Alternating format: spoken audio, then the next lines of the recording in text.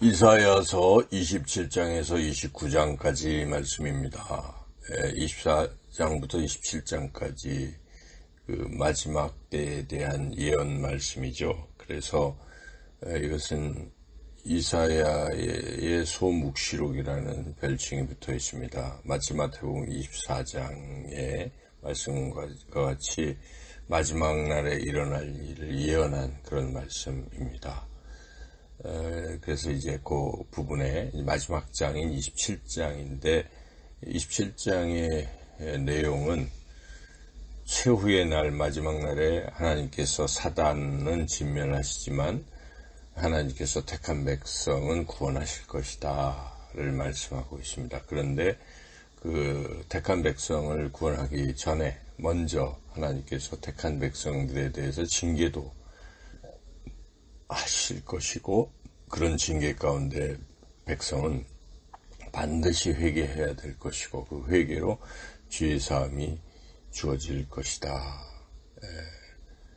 그러나 그 징계한 도구가 되었던 대적들은 진멸될 것이다 하는 이제 그런 말씀이죠. 그리고 마지막 때에 큰 나팔을 불어서 흩어져 있던 하나님의 백성을 예루살렘 성산으로 모아들이고 그들을 구원할 것이고, 그들은 그 성산에서 하나님께 예배하게 될 것이다 하는 것이 이제 이 내용 27장의 내용입니다. 27장을 통해서 우리는 마귀와 그 마귀에게 속한 자는, 즉 하나님께 속하지 못한 자들은 최후의 심판을 받고 진멸하게 될 것이다.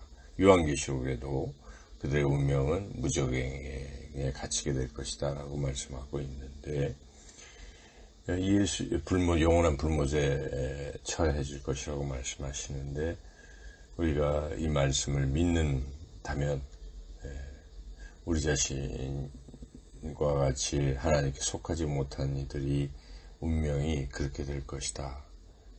그들이 때로는 우리의 가족이 될 수도 있다. 가족 중에 여전히 하나님을 믿지 않는 이들이 있다면 우리가 그 운명을 참 안타깝게 여겨야 할 것입니다. 이 사실을 확실히 믿고 긍휼함과 안타까운 마음으로 아직도 믿지 않는 자녀, 또 가족, 친지, 주변의 이웃들에게 복음을 전파해야 한다는 것이죠.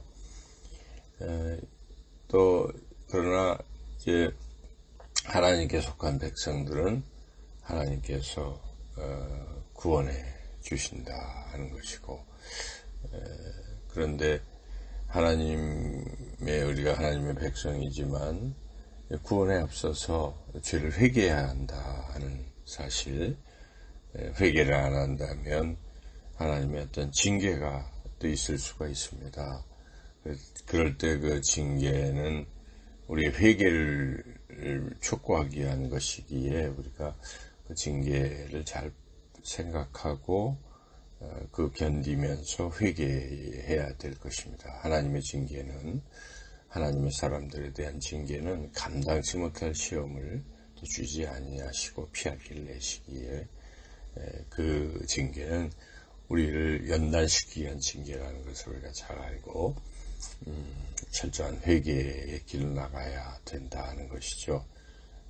그래서 우리가 죄를 회개해야 될 그 부분은 9절에서 지적하시는 대로 우리가 부서뜨려야 될 우상일 것입니다. 아직도 하나님보다 소중히 여기는 그 우상 덩어리가 있다면 그것을 부서뜨려야만 구원의 길로 나아가게 될 것입니다.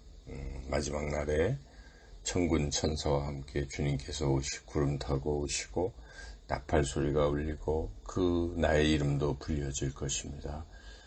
우리가 그것을 생각한다면 초대교회 성도들처럼 마라나타 주 예수여 어서 오시옵소서 하는 그러한 주님 오심에 대한 간절한 소망을 가지고 또 늘 소망 가운데 승리하며 살아가야 할 것입니다. 이사야서 28장부터 이제 35장까지는 화와 복의 노래를 기록하고 있습니다. 그래서 이스라엘 백성들이 죄 때문에 받을 그런 화, 그러나 죄에서 돌이켰을 때 받을 복, 대해서 말씀하고 있습니다. 특별히 28장은 그 화의 부분을 강조하는데, 그 화는 화를 불러일으키는 죄를 지적하시는데, 그 북이스라엘뿐만 아니라 남유다 모두의 죄인데, 그 죄는 바로 술 취하는 죄라는 것이죠. 술 취하는 것이 죄인가? 왜 그 술 취하는 것을 나쁘게 생각하는가?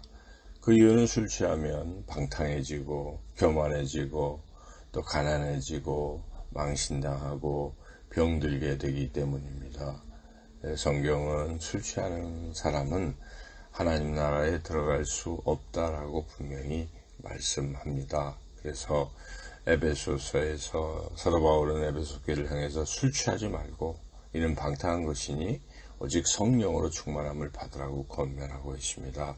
오늘날 기독교인이면서도 술에 취하는 사람들이 있습니다. 술 취하는 것을 가볍게 여기는 사람들이 있습니다. 그러나 그것은 잘못된 것입니다. 술 취하는 것은 죄이기에 우리가 술 취하는 사람 하나님에 들어갈 수 없다는 사실을 잊지 말고 우리가 술에서 벗어나야 할 것입니다. 이사야서 29장 말씀입니다. 그래서 이사야서 29장은 남유다가 당할 위기가 먼저 기록되어 있고, 그래서 남유다는 그러한 죄에 대한 그 징계를 통해서 이제 연단받아야 된다 하고, 그 죄가 무엇인지 이제 말씀하고 있습니다. 마지막 부분 17절에서 24절까지는 하나님께서는 징계 뒤에 하나님의 백성들을 변화시키시고 또 하나님과 온전한 관계를 맺고 회복시키실 것이라고 또한 예언하는 내용이 나옵니다. 그래서 화와 복이 이렇게 같이 나와 있는데, 이 이사야서 29장에서 지적하는 죄는 무엇인가? 그 죄는 이스라엘 백성이 영적으로 무지하고 또한 외식을 행하고 또 하나님에 대하여 불경건하기 때문에 그렇다 하는 것이죠. 그래서 그 죄로 그들은 결국 바벨론의 포로로 끌려가서 징계받죠. 그러나 하나님은 징계 중에도 완전히 멸망시키지는 아니하시고 다시 회복시켜 주시는데 예수 그리스도를 통해서 구원의 길을 열어주셨습니다. 근데 근본적인 죄는 영적인 무지의 죄 때문에 그러한 징계와 고난에 들어서게 되는데, 예수님께서도 영적 무지의 죄에 대해서 말씀하십니다. 마가복음 4장에 보시면은 하나님의 네 가지 밭에 대해서 말씀하시는데, 그 나머지 세 가지 밭, 길가, 돌밭, 가시떨기 같은 마음밭은 결국은 영적 무지에 이르게 되는 밭인데, 그것은 하나님의 말씀을 잘 안 듣는 것을 말합니다. 말씀을 멀리하는 사람, 말씀을 들으려 하지 않는 사람, 말씀을 사모하지 않는 사람, 말씀에 집중하지 않고 다른 생각을 하는 사람, 자신의 얄팍한 생각으로 말씀을 비판하는 교만한 그런 사람. 그런데 그런 마음을 가지면 하나님께서는 그 마음을 그냥 그대로 내버려 두시기 때문에 더욱 점점 영적으로 무지해지게 될 것이다. 그래서 우리가 이 말씀을 듣는 태도를 바르게 해야 합니다. 특별히 예배 시간에 졸거나 다른 생각하거나 또 아멘으로 받아들이지 않고 거부한다면 영적 무지함은 점점 깊어질 것입니다. 이 죄를 우리가 버려야 할 것입니다. 또한 29장에서 지적하는 죄는 외식하는 죄입니다. 입술로는 하나님을 경외한다고 하지만 실제적으로 그렇지 못한 외식적인 삶, 아무도 보지 않는다고 하나님이 없다고 생각하고 악을 행하는 불경건한 삶, 결국 하나님의 징계를 받습니다. 그래서 우리가 칼빈처럼 언제나 하나님 앞에서 하나님이 보고 계시기에 우리가 외식을 떨쳐버리고 진실되게 하나님을 경외하고 살아가는 그런 삶이 돼야 합니다. 이런 영적 무지함으로 들어가지 말고 항상 영적으로 예민해져서 하나님 앞에서 살아가시는 저와 여러분 모두가 되시기를 주님의 이름으로 축원합니다.